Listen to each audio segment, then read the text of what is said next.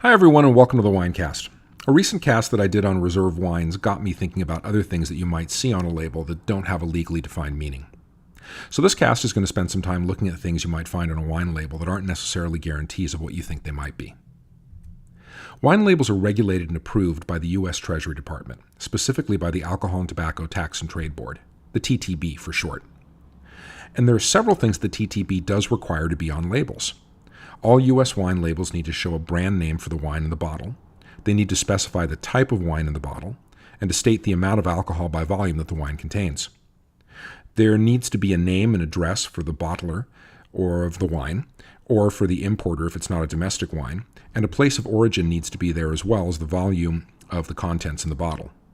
Finally, there need to be warnings about the risks of consuming alcohol while pregnant and of driving while intoxicated, and almost all bottles of wine will require a statement that the wine contains sulfites.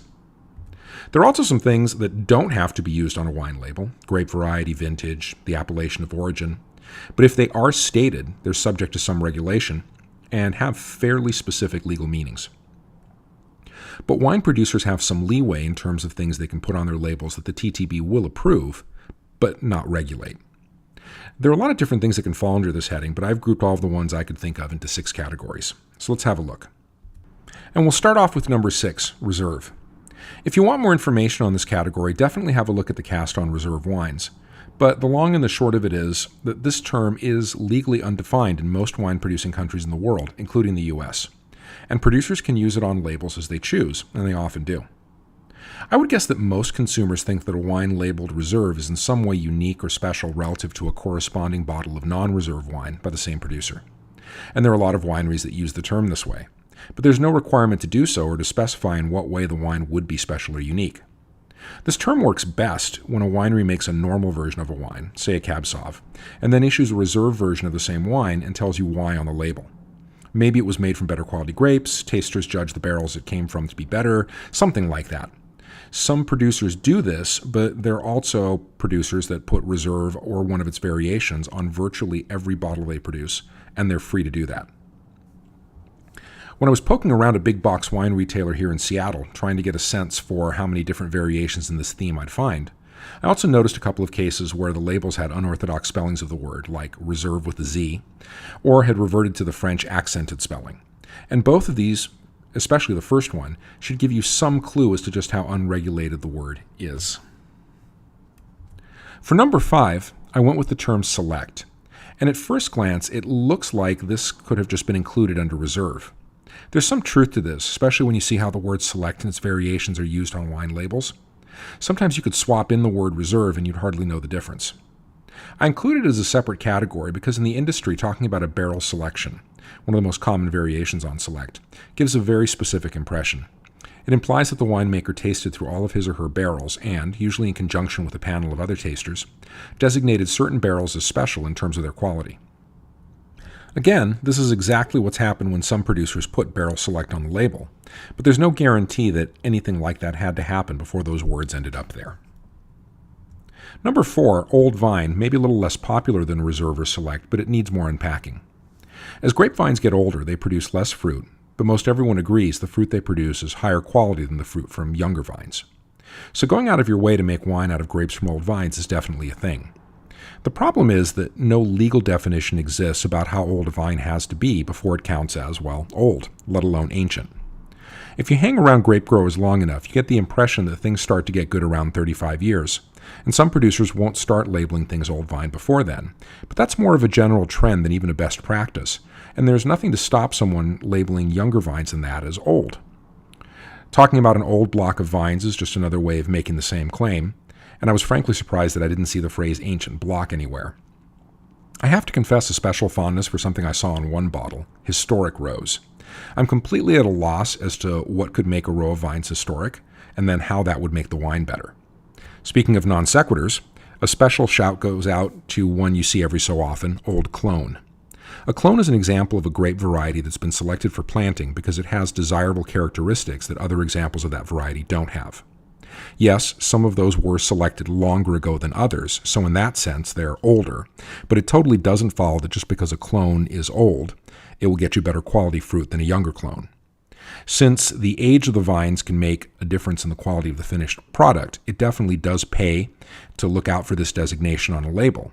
But your best bet is to find out from the producer just what they mean when they say old or ancient. And a producer definitely does everyone a favor when he or she provides an age or average age for the vines on the label.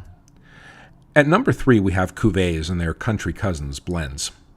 Except in the French region of Champagne, where the word has a very specialized meaning that we can talk about in another Winecast, a cuvée is a batch of wine usually prepared by blending. That's it. When things are on the up and up, this term implies that the winemaker was especially proud of the job she did blending or otherwise preparing that batch and wants to call attention to its excellence by designating it as a cuvée. When things are less up and more down, it's a fancy French word that can be put on any bottle of wine to give the wine a prestige bump. If the producer is looking for a similar effect with less shishi language, blend is a useful word. A term like vintner's blend doesn't really tell you much more than that the wine is a blend of 2 or more grape varietals, and you hope that the producer thinks that particular blend is in some way better than others in the stable. Proprietary blend is interesting because it gives the impression that the particular blend in the bottle is trademarked or copyrighted, but it's not. All it's really telling you is that the winemaker made a blend, and he isn't going to tell you what's in the blend, which he totally doesn't have to do by law. While wandering across the big box store, I came across a bottle of Washington State wine labeled a Right Bank blend, and it's a good example of a wine producer doing their due diligence when working with an unregulated term. Right Bank is a reference to a specific Merlot-dominant style of blending that originated in Bordeaux, France.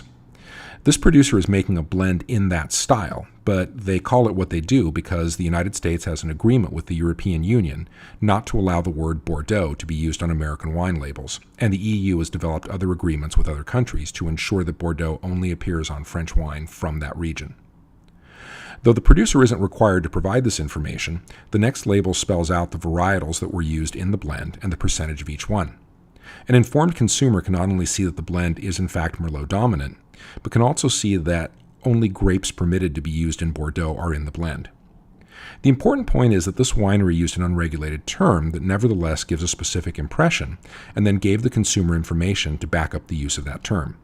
Not everyone does this, so good for the folks at Lobo Hills.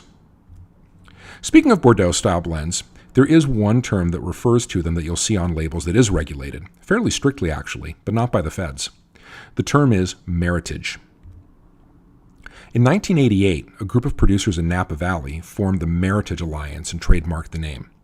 To use this term on wine labels, members in both the U.S. and abroad pay a licensing fee and have to adhere to specific guidelines about the varietals they can use and how they can blend them to make red and white blends in the style of Bordeaux. The Alliance also strongly recommends a limit on the number of bottles that a winery can issue with the word Meritage on the label, and that those bottles be the ones that the winery considers its very best wines. Since anyone trying to use the term without adhering to the guidelines will find themselves on the angry end of the Alliance's lawyers, consumers can have some confidence about what they're getting in the bottle when they see the word Meritage. At number 2, we have anything numbered, whether it's a lot, a block, a barrel, or, mostly in Australia, a bin. There may actually be a lot 37 or a block 15 or a barrel 12, but then again, there may not be. If there is, it would be great if the producer gave some idea on the label what's special about it, because if not, you should be on the phone asking. Before we get to the last category, I thought I'd work in an honorable mention for the word estate. This one's a little tricky because the phrase estate bottled and its synonym estate grown are regulated by the TTB. For a wine to carry that phrase on its label, all the grapes have to be grown on land owned or legally controlled by the winery in a single American viticultural area, or AVA, that the winery is in as well, and finally, all production must take place at the winery. The idea behind this is that if the winery is involved in every step of the process, starting with the growing of the grapes, this is going to benefit the quality of the finished product.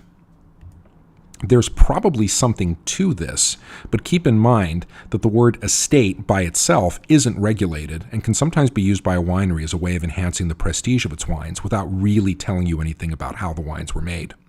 In other words, don't assume that the same guarantee is standing behind a phrase like estate wine as there is behind estate bottled.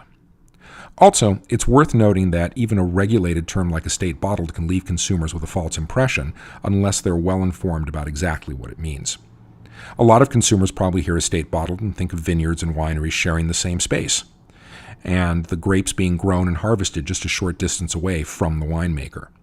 That can be the case, but because some AVAs can be very large, it doesn't have to be. Here's a map of Washington State's biggest AVA, Columbia Valley. It would be possible for a winery to own vineyard land at one end, represented by one star, and have its production facility at the other end, represented by the other star.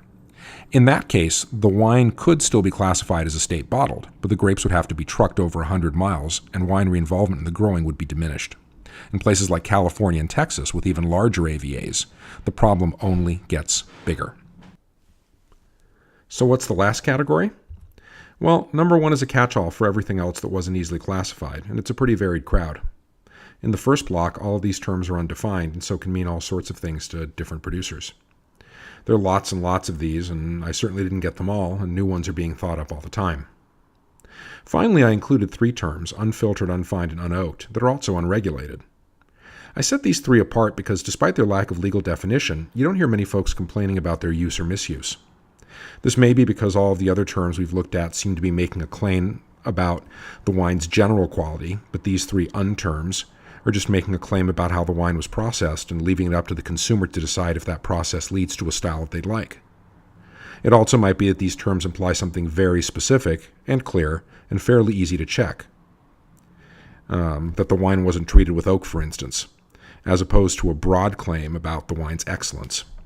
It might also be that these terms are aimed at consumers with some inside knowledge of how wine is made, and that knowing that that's their audience helps incentivize producers to use these terms honestly and carefully. Should U.S. wine labels be more strictly regulated? That's a live question, and back in 2010, the TTB asked for feedback on potential regulation of terms like the ones we've looked at, though it hasn't yet acted on that feedback. Other countries do successfully regulate terms like reserve and other terms like superior and classic, but since quality is a hard thing to legally define, these terms have a much narrower meaning in those countries than they would for consumers in the U.S. It's pretty safe to say that the greater a producer's reputation for quality, the more likely it is that the producer will use unregulated terms in a careful and honest way. But at present, the responsibility still lies with the consumer to be as informed as possible about what these terms really mean, and to reach out to the producer with questions. Well, that was this Winecast, and thank you for joining me. Did I miss any terms, or do you have any thoughts about whether U.S. wine labels should be more or less regulated than they already are? I'd love to hear from you in the comments. Please like or subscribe if this has been an enjoyable or helpful Winecast for you. And please feel free also to leave a request for a future Winecast. I'm the Unknown Winecaster, and I'm out. As always, enjoy the grape, but always enjoy it responsibly.